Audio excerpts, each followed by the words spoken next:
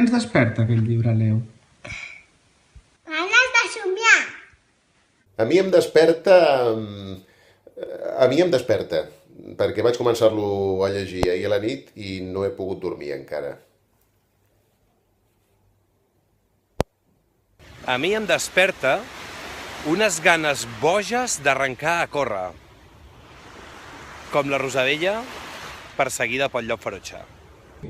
A mi em desperta moltes ganes de volar damunt del corb negre i ser una mica Rosabella.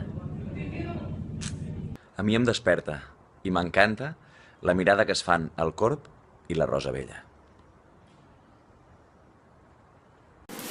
A mi em desperta delicadesa, com aquesta ploma. És tan real. Per mi aquest conte parla de la intuïció, d'escoltar la veu interior i dels somnis. A mi em desperta emocions, sensibilitat, colors, un viatge a l'interior, els sentiments i els somnis d'un personatge que busca el seu camí. A mi em desperta poder somiar. A mi em desperta la meva part d'infantesa, em desperta records, em desperta somnis i em desperta natura. Em desperta natura perquè en la natura sempre tenim un camí per aprendre. I gràcies Nina i Joana per aquesta meravella. La recomano. A mi aquest llibre em desperta els records de la infantesa,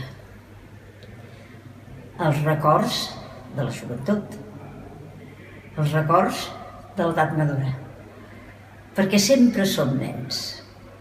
I aquest llibre està dedicat als nens i als grans, perquè aquest llibre parla de sensibilitat, parla d'il·lusions, parla d'esperances.